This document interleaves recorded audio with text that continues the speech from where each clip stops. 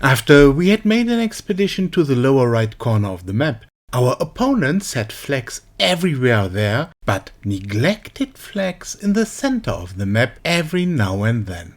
So it happened that we turned more to the center again. Normally, I would have said that the player Sonja seemed a bit inactive. Of course, this couldn't be, because Big Red 1 had the claim to unite the 50 most active players of the two alliances. The inactive one was me. Nevertheless, neither player Sonja fought back, nor did anyone from Big Red 1 help when we attacked the flagless base, since many poison players still had extremely low group limits. You can see AML 90 in particular. These allow 10% more units per group than AML 60, and mathematically they should do more damage to a base.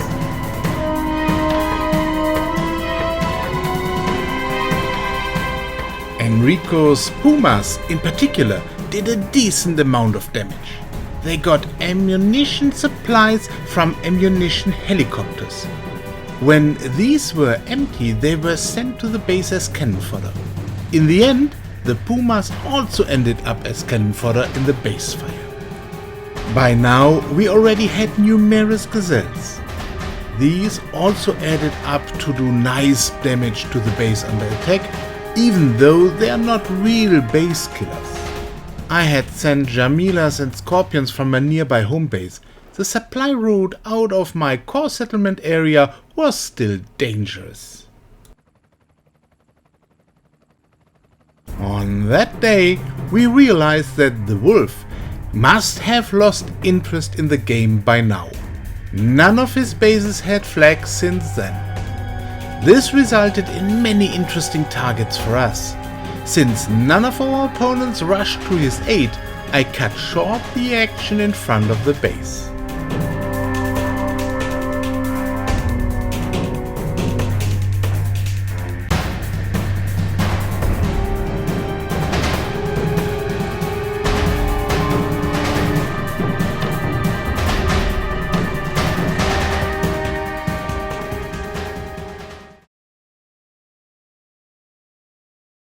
After that, we explored the surrounding area a bit and immediately found the next The Wolf base without flags.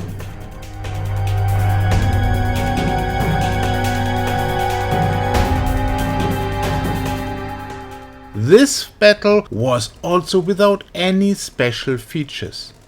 However, the defeated base then remained unoccupied for a relatively long time because the APC had an extremely long path with many risks.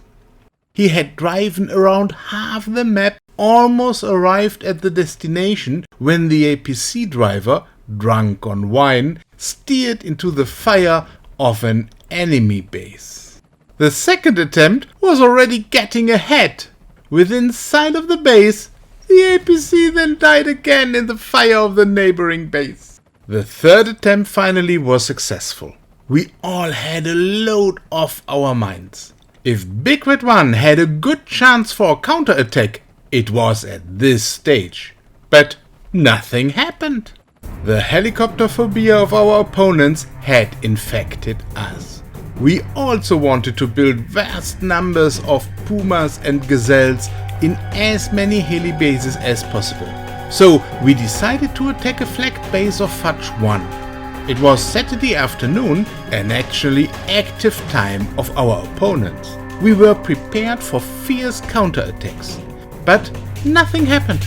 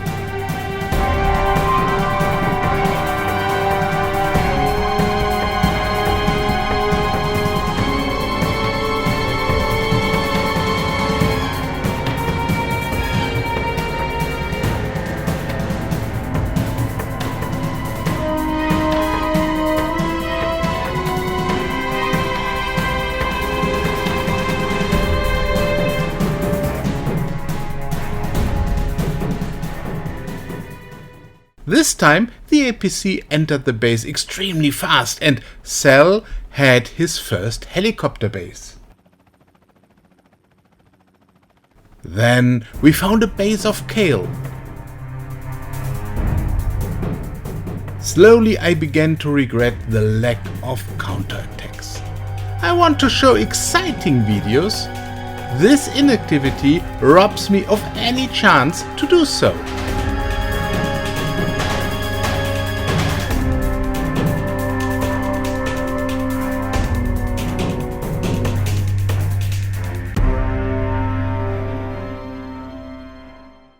Once again, we are going against the wolf. The troops parked in front of the base cannot be called counterattacks.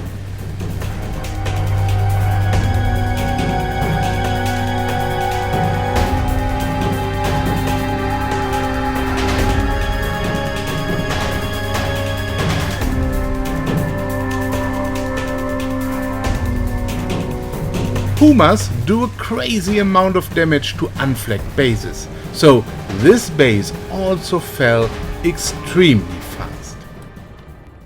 Another time the wolf was our target.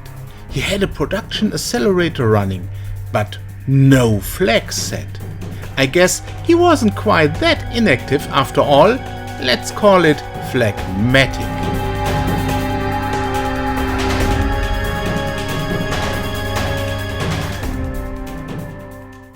Once again, we went against the flagged helicopter base of Fudge 1.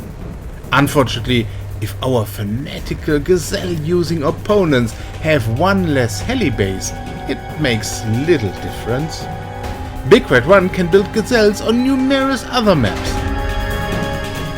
But for Poison, it was a big step forward that, with co-op, now another player had a heli base.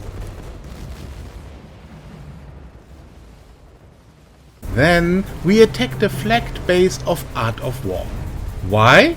Simply because we could. To be able to capture so many bases in a row was mainly the merit of Enrico, who built Accelerated with gold and delivered insane amounts of supplies.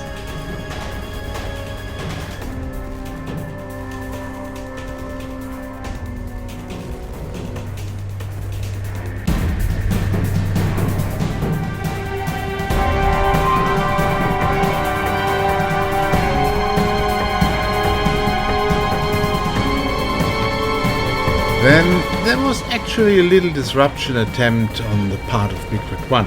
A few BRDM-2s came and pounced on our cannon fodder. A few Gazelle helicopters followed. Obviously this attacker had not reckoned with our massive resistance.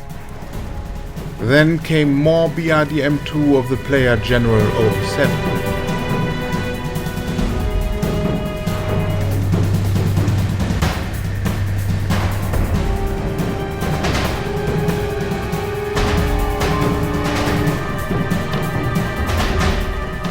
However, this did not change the outcome of the base attack. Our area to the left of the center grew considerably. Finally, we had to fight against the well-developed base of the inactive player Basking 2. Since this base battle was also not very exciting, I will only show it in a very abbreviated form. It simply documents the enormous progress we made on map 24 that day. Next, we found a base of the inactive player Rooster. Undisturbed, we were able to add it to our settlement area. The last action of this eventful Saturday afternoon was the fall of a base of the player Basking 2. Thus, not much was missing and we could have a passage to the so far isolated base in the north. The 11 bases captured in this episode had finally given the Poison players acceptable group limits. The settlement of more players on map 24 could thus be considered successful. This was a very important basis for further progress on map 24. Whether this will really be enough to defeat Big Red 1 or whether the opponents will succeed in a successful counterattack. The further episodes of this video series will show.